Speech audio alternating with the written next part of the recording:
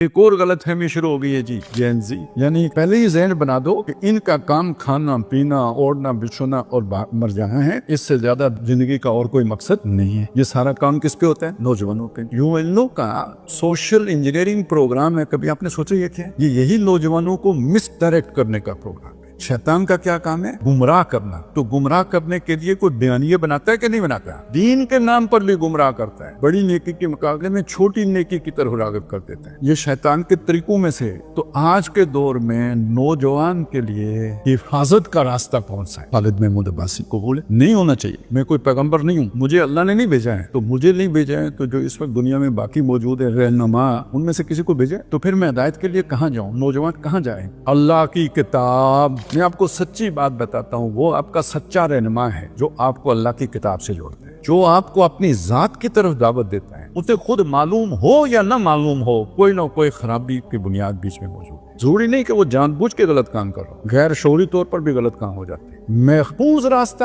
اللہ کی کتاب ہے۔ سورہ آل عمران میں اللہ نے فرمایا وَمَن يَعْتَصِم بِاللَّهِ، جو اللہ سے چمٹ گیا، فَقَدْ هُدِيَ إِلَىٰ صِرَاطٍ مُسْتَقِيمٍ، وہ سیدھی راہ پر گامزن کر دیا گیا۔ ایک تو اس میں پرفیکشن ہے، یعنی کوئی فعل پرفیکٹلی پایا تکمیل کو پہنچ گیا، یعنی وہ ہدایت اسے مل گئی، اس نے خود اچیو نہیں کی، ہم نے اسے دے دی۔ تو اللہ سے کیسے چمٹے؟ ایک آیت کے بعد آ گیا وَاعْتَصِمُوا بِحَبْلِ اللَّهِ، اللہ سے چمٹنے کا مطلب ہے اللہ کی رسی سے چمٹو، اور حدیث میں واضح کر دیا گیا کہ اللہ کی رسی اللہ کی کتاب ہے۔ هُوَ حَبْلُ اللَّهِ الْمَتِينُ، یہ اللہ کی مضبوط رسی ہے، قرآن مجید۔ مَمْدُودٌ مِّنَ السَّمَاءِ إِلَى الْأَرْضِ، آسمان سے لے کے زمین تک یہ تنی ہوئی ہے۔ طَرَفُهُ بِأَيْدِيكُمْ، اس کا ایک سرا تمہارے ہاتھوں میں ہے، وَطَرَفُهُ بِيَدِ اللَّهِ، اور دوسرا سرا اللہ کے ہاتھ میں۔ تو اللہ سے جڑنے کا طریقہ کیا ہوا پھر؟ جو اللہ سے جڑی رسی آ رہی ہے اسے پکڑ لو۔ اور حدیث میں پتہ ہے کیا الفاظ ہیں؟ مَنِ ابْتَغَى الْهُدَىٰ فِي غَيْرِهِ، جس نے ہدایت تلاش کی اس قرآن کے علاوہ کہیں اور سے، اَضَلَّهُ اللَّهُ، اس کو اللہ گمراہ کرے گا۔ جو قرآن کی طرف آئے گا اسے ہدایت کون دے گا؟ اللہ۔ اور جو قرآن سے ہٹ کر کسی کے پاس ہدایت کی تلاش میں جائے گا اسے گمراہ کون کرے گا؟ اللہ۔ تو نوجوانوں کا مجھے بتائیں اس مخلص خیر خواہ رہنما کون ہے جو انہیں اپنی ذات سے جوڑے، اپنا فعل بنائے، یا جو اللہ کا فعل بنائے، جو اللہ کی کتاب کا فالوور بنائے؟ یہ آپ کا سچا رہنما ہے۔